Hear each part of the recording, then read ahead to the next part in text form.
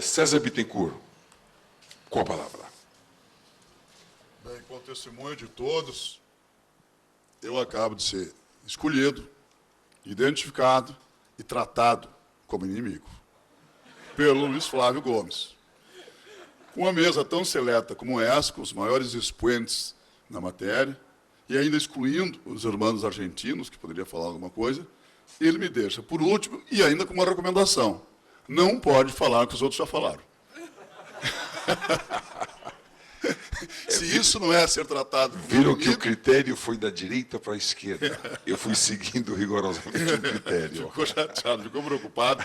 Se isso não é tratar como inimigo, imagine, e ele que diz que é meu amigo. Eu prefiro, assim, ser seu inimigo. E daí ser tratado como seu amigo. Brincadeira à parte, claro, e faz tempo que nós não fazemos essas brincadeiras, que a gente não tem se encontrado mais, né, Luiz Flávio? É uma honra muito grande estar com todos vocês aqui e participar de uma mesa tão extraordinária como isso, com um público tão seleto, né? Quer dizer, eu não tenho mais nada para falar. Eu já fui identificado como inimigo, a gente estava em busca do inimigo. Sou eu, e eu que achava que o inimigo do direito penal era o Jacobs.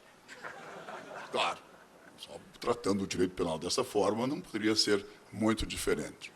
Mas, ainda que tangenciando o que o Jaffarani falou, violando a sua proibição, possivelmente eu passe a ser tratado como inimigo, porque estou reiterando, sou reincidente na desobediência. Com a redemocratização do país, em 1998, todos nós, tupiniquins pelo menos, nos sentimos regozijados, felizes, porque finalmente, depois de 20 anos de ditadura militar, nós teríamos uma nova democracia, com respeito às garantias fundamentais, aliás, miudemente, estraçalhado, esquartejado, espalhado pelo texto constitucional, assegurados por ali. Nós passamos até a tratar dos princípios garantistas como princípios limitadores do poder repressivo estatal. Mas, de repente, a gente acaba constatando que esse período pós-revolução, a partir da redemocratização, as coisas ficaram piores do que antes, aparentemente. Pelo menos o tratamento nessa fase jurisdicional, judicial, policial, jurídico, político-criminal, nunca se teve, nem na ditadura, nada tão violento, tão desrespeitoso, tão desumano, quanto se vivencia hoje. Em 1990, isto é, 2 anos depois, nós começamos a ter o primeiro problema com a lei dos crimes hediondos.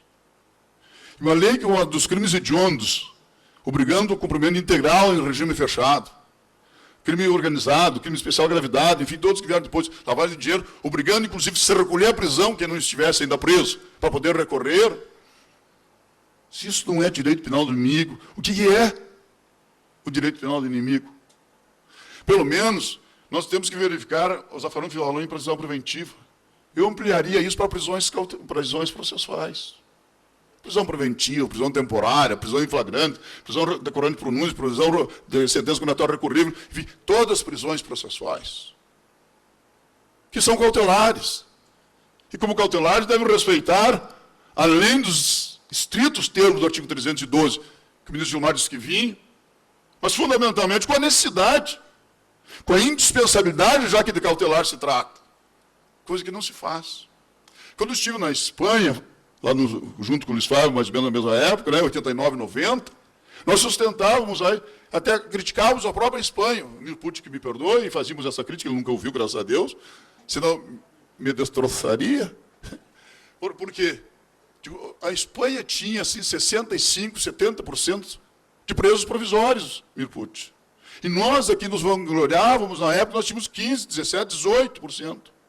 Hoje, Mirpucci, nós temos uns 70% de presos provisórios. De presos provisórios que a interpretação dos aplicadores do direito exigia que, para recorrer, se não eram obrigados a recolher a prisão, tinham que desistir dos recursos. Para progredir, para conseguir os chamados benefícios penitenciários, eram obrigados a desistir dos recursos. Que, finalmente, o Supremo Tribunal Federal simulou o fato de estar presos provisoriamente não impede que obtenha a progressão do regime, que receba os benefícios penitenciários.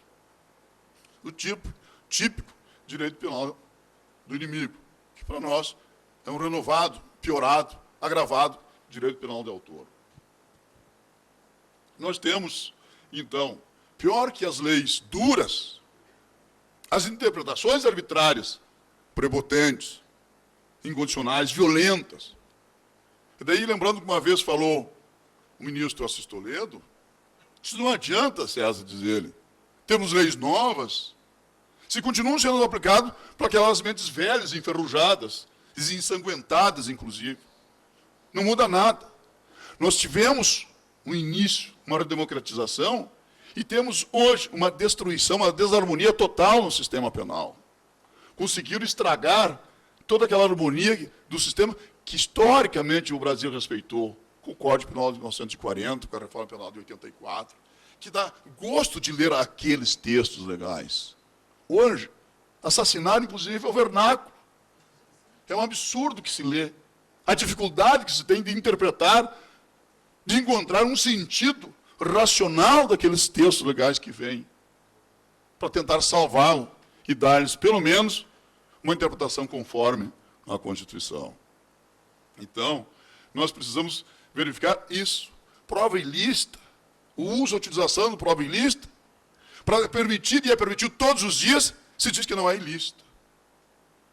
O sigilo telefônico, que é uma garantia constitucional de todo cidadão, que é constitucional, que está no texto expresso, que o Supremo Tribunal, enquanto não surgiu a lei lá de 96, sempre rechaçou. Isso não pode ter, porque não tem lei regulamentando. Significa dizer, o Supremo queria que a lei ordinária estabelecesse o como, quando, onde. Isto é, o modus operandi. Pois nós temos a lei. E a lei diz, em bom português, que é pelo prazo de 15 dias, prorrogável por igual período. No meu vernáculo, prorrogar por igual período é mais 15.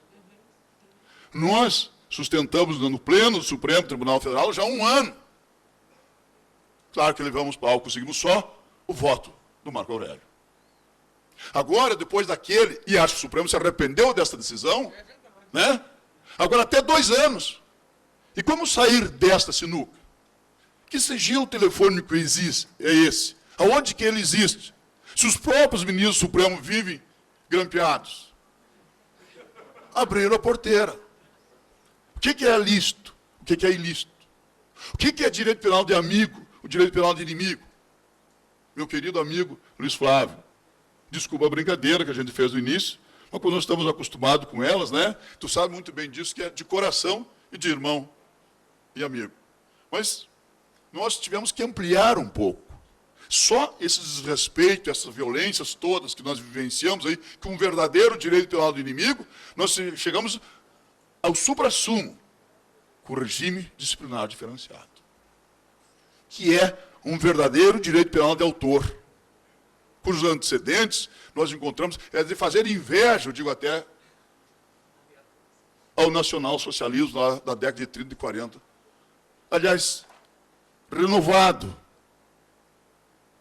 agora, por movimentos neorraciais, capitaneado no plano político-criminal, a meu juízo, por Guinter Jacobs, com o seu direito penal do inimigo, que é, autenticamente, um verdadeiro direito penal de autor.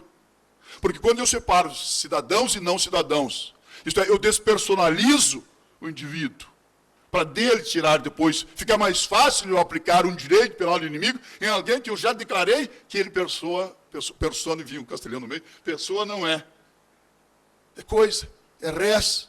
E fica muito mais fácil fundamentar, sustentar que ele não tem direito. E a opinião pública, Mirput, como se falou, lá da Alemanha, lá da Europa, do leste europeu, de alguns lugares, que aplaude esse tipo de interpretação, esse tipo de direito, não é só lá. Por incrível que pareça, aqui na América Latina, mas particularmente no Brasil, porque direito penal do inimigo, violência, desrespeito às garantias fundamentais, pelo menos no Brasil, é como doença do corno, só dá no vizinho. Então não sou eu, não tenho nada a ver com isso. Será o outro, evidentemente. Logo que venha, que é para melhorar. Nós ficamos com esse tipo de saída, E nós tivemos, que pena que o ministro Gilmar Mendes, que fez uma magnífica exposição aqui, já tenha saído. Porque foi extremamente humilde quando ele se referiu à mudança que o tribunal fez na progressão do regime, na admissão, no reconhecimento da inconstitucionalidade do parágrafo 1º do artigo 2º da Lei dos Crimes Hediondos, porque 15 anos o Supremo insistiu, disse e repetiu que era constitucional. Todos nós que advogamos, e os professores que escrevemos, que pensamos, sempre sustentamos unanimemente que era incondicional. Nunca admitiram. Aliás, o Supremo chegou ao cúmulo de sumular. 698, a súmula diz, em relação ao crime de tortura, mais ou menos o seguinte, diz, não se aplica aos demais crimes hediondos a progressão de regimes assegurados ao crime de tortura. Até no texto do enunciado da súmula se denuncia. Aos demais crimes hediondos, logo, tortura também é crime hediondo, tratando diferentemente. Então, eu digo, está escrito isso, o ministro Gilmar saiu, digo, finalmente, no verdadeiro despertar cívico, o Supremo Tribunal Federal, no habeas corpus 82.959, com o voto brilhante, do não menos brilhante, ministro Gilmar, desculpa, também estou atropelando, e a tradução fica mal, vem e diz, isto é incondicional. Este parágrafo que proíbe a progressão, que viola o princípio da individualização da pena, é incondicional. E a Constituição plenária votou nesse sentido. Aliás, negando, afrontando a sua própria súmula, que tem que ser revogada. No mínimo de lógica, de racionalidade, precisa revogar esta súmula. Mas eu não vi meu tempo aí, Luiz Flávio, que eu estou desesperadamente acelerado. Estou no direito penal de múltipla velocidade. Estou em velocidade descontrolada já. O terrorismo é pouco para o Jacobs. Na realidade, ele amplia este conceito de terrorismo, trazendo o crime organizado, que é um conceito fluido, abstrato, aberto, indefinido, inconsequente, com terríveis consequências jurídico-penais. E no crime organizado, num país como o nosso, onde tudo é desorganizado, só o crime é organizado, é um caos. Porque aqui não se fala mais em crime, não se fala mais em crime de massa, não fala mais em crime de natureza nenhuma, só em crime organizado.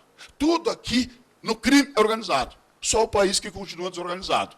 Eu não posso falar mais, o Luiz Flávio gostaria de falar um pouquinho nessa linha, mas com esses dois modelos, inclusive, situados pelo Jacobs. Um, para as pessoas, que teriam as garantias mínimas, aqueles que praticam eventualmente um crime, que têm ainda a expectativa, como disse o Mirpucci e o Jacobucci, de que ele não volte a violar a norma. E o outro, então, para o inimigo, para o res, para o coisa, para o despersonalizado, para o não cidadão, para o não pessoa. Este não tem direito nenhum. Esse deve ser excluído. Muito obrigado, Luiz Flávio. Desculpa o atropelo.